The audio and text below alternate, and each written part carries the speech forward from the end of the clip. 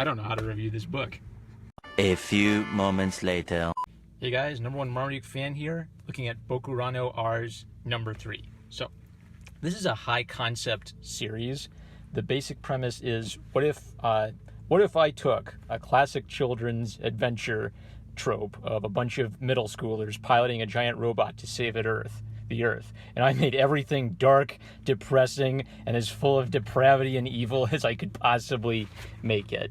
This is rated for older teen.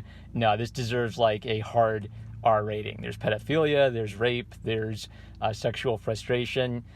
Now, the thing that Morihiro Kido does that I appreciate is he portrays evil, deviant sexual behavior as evil. And I think he does a good job of showing just enough so you understand, okay, this is what's going on, a rape is occurring, but he's not stuffing it in your face and saying, here, look at all the gory details of it. That being said, this series just keeps getting darker and darker, and I think it needs to because of the concept. The concept is, what if that cute young robot adventure story was a tragedy that kind of plumbed the depths of the darkness of human depravity? And so the way he's done this so far is by kind of like gradually explaining the rules of the game to you so that he can give you surprises later on. I lost my bookmark. Hooray! Well, this is a good time to look at his great concept art where he just comes up with a rough shape. So the way he did it the first time was the kid is kind of like a generic Shonen Jump protagonist. He's young and heroic, he's full of confidence, and he dies mysteriously at the end of the battle, but you don't know why. The second kid is kind of cocky. He idolizes, being an alpha male. He idolizes his dad. He doesn't care about casualties so long as he wins. And when his dad dies, this kind of prompts him to take the fight more seriously, and it's actually because of his good relationship with his dad that he's able to win that fight. After he dies, then Koyameshi, who's kind of the sadistic operator of the robot, explains the rules, which is after you operate the robot, you die, no matter what.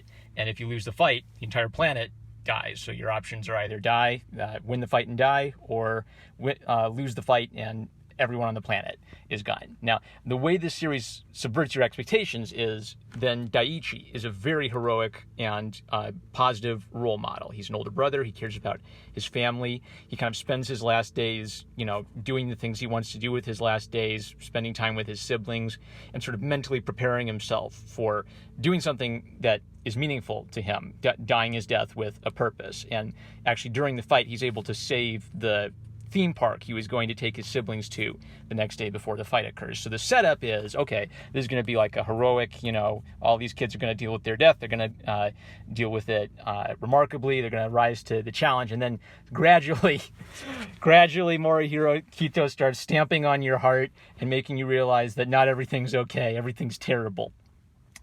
This theme is introduced gradually, though, so it's not just straight from heroic themes to dark and depraved themes. Mako Nakarai is a transition where she, like Daiichi, has this very mature, self-controlled exterior, but what we learn about her is that this is just a surface characteristic. Her mother is a prostitute. She's deeply motivated by shame for that, so she sort of affects being a goody little two-shoes to sort of deal with the reputation her mom has. And she tries to have sex on her last day on Earth, even though she's like 12 or 13 years old. And the guy says, no, I don't want to go through this with you, and takes her to her mom. And sort of the experience of trying to do something bad and getting caught kind of makes her realize that that it's not just about surface characteristics, it's about being true to yourself and actually being that in your heart, not just affecting that on the outside. Therefore, she's able to kind of like forgive her bully who was mocking her for being a prostitute's daughter before saving the day. So hers is a heroic story, but it's a heroic story of overcoming like a desire to do evil just for the sake of doing evil, and of being true to yourself and not just affecting a good external self, right? So now everything starts going to heck. So what's the worst possible thing that could happen? What if one of these kids just panics under pressure and doesn't want to do it? And that's Isao Kako, who before all this is just sort of portrayed as like an easygoing young guy, kind of cool and self-confident, and he is just like not dealing with this well at all. His room's a mess. He needs to clean his room. He's angry at his family. He's full of pent-up rage and resentment, and no one understands him, and he can't talk about it. And he's sexually frustrated. He wants to have sex once before he dies, and that's not going to happen. So, of course, when the robot shows up, it's got like some, what would it be? Like, what's the word for it? Freudian. It's got some like Freudian symbolism to it. Like he's sexually frustrated. He's angry about his life. He's not coping well at all. And then the robot kind of vaguely evokes the idea of a vagina or an onion, pretty much. So he doesn't get what he wants. Now, normally the expectation of a story like this is every kid's going to rise up to the challenge. Every kid's going to do the right thing. In the end, they're going to overcome their demons. But what his story introduces the theme of is, what if you don't rise to the challenge? What if you're not capable of the task? I think the only thing more I can say about the series without spoiling it is you should read it. This is very impressive writing from a writing perspective. It's very balanced writing, from giving you really dark themes that are going to hit you in the gut, but trying to like balance those out with reserve, so it's not like it's shocking content, but it's not shoving it in your face pornographic content, and I appreciate that balance. So with that, you've been firmly spoiler warned. Go read Bokurano Ars. Prepare for a really dark subject. Don't read it if you're easily triggered. All right? Are the people who care about spoiler warnings gone? You better, because here's come the spoilers. So one of the girls flat up kills Kako. She just sticks a knife in his throat and takes his spot. And this is a great subversion of expectations, because the rules of the game, we've been told, is every one of these kids needs to pilot the robot. If they fail to beat the evil robot, everyone dies, right? So what they do is they come up with a loophole. Chizuru kills him and says, well, that doesn't count as us losing the fight because I just murdered him. And Koyameshi says, okay, well, someone's going to have to take his place. And Jun here, who's kind of a bullying older brother, volunteers his kid sister, Kana, but we don't know if Koyameshi has accepted the deal yet. Now, one of the things I really appreciate about this series is foreshadowing of the characters who will be central characters later. For example, like they just have a line about Moji, about how he's the only one who doesn't cry when the other kids die, which is a little odd. We'll see what that has to do later. And Chizuru's character was perfectly foreshadowed in Kako's story. So Isau's always liked Chizuru. He goes to her and says, well, I want to have sex before I die, and she declines. And she has a knife, so leading to the question, why she carried a knife around? And she reveals to Isao that she's experienced sex once in her life, which is a little creepy because she's like 12 or 13. But externally, she seems like she's really well put together. She seems like she's in control of herself. She seems like she wants Isao to be resigned to his fate and do the heroic thing. But really, underneath the surface, she's not dealing well with things at all. So she's kind of an opposite to Mako. So Chizuru is someone who always didn't like immature boys. She wanted someone who was kind of mature and well put together. So what's her bright idea? Her bright idea is, well, I should hang out with my sensei.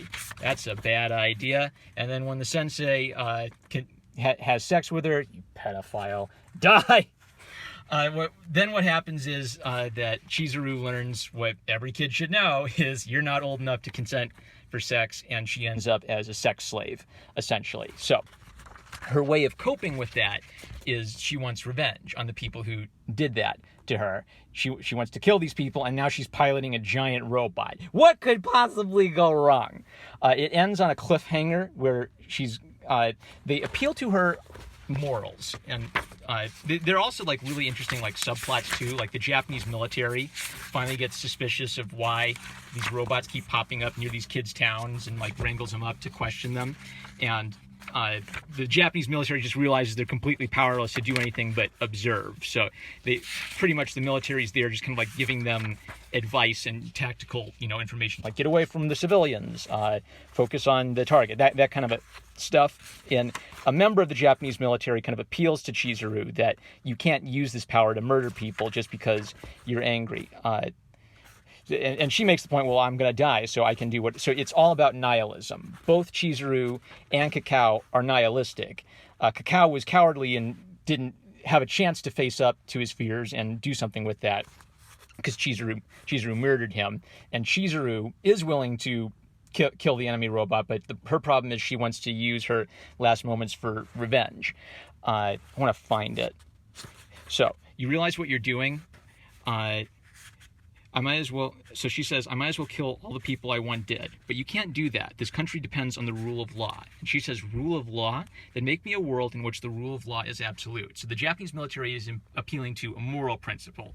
And she's saying, well, because I suffered and my enemies didn't pay the penalty under the rule of law, therefore the moral principle doesn't matter, and I can flaunt that moral principle and exact justice myself. And you really see the evil of that in that she targets them, and clearly, because it's a giant robot, it doesn't just blow up the one person she wants blown up. It blows up like a city block around that person. And should I spoil it? Yeah, I'll spoil it. So she sees her sensei, who subjected her to like sexual slavery, and who gets out of the car? Her older sister. And now she's got a problem. Her moral hatred and desire for revenge is coming directly against her. Will she spare her sister, or will revenge conquer her? Great closing pitch. So dark. The most darkest, depraved subjects possible for a book like this to touch on. I think it had to do that because this is all about sort of deconstructing the little kids in a giant robot genre. And I think the way I interpret it so far is that the ultimate point is that you should be like a Daiichi Yamura and face death, recognize that death is inevitable, and all you can do is prepare yourself for that death with as much dignity and virtue as you can. But then as the story progresses, what we're learning with each theme is that's not as easy. That's easier said than done. It's not just like a cool theme song won't play in the background as you're preparing to go out and die to fight the bad guy. There are like real like mental problems with the fear of death. There are going to be regrets. There's going to be people who don't rise to the challenge, or the people who it brings out the worst of them. And that's what we're seeing is some of these kids, it's brought out a heroic quality to them, and some of them it's bringing out the worst kind of anger and rage and resentment that could possibly be. Tragic story. I can't wait to read more. Oh man, you're breaking my heart, Mohiro. Oh, let's look at his beautiful sketches at the back, actually. Yeah, I love these simple sketches, just figuring out the rough shapes of the robots. It's really interesting. Okay, that's it. I'm Number One Marmaduke fan. I love you guys. Like, comment, subscribe. Don't read Bokurano unless you can take some really dark subject matter. Subscribe Star. It's the best way to support this channel. Thank you, Subscribe Star subscribers. Thank you, Super Chat donators. I love you, and I'll catch you later.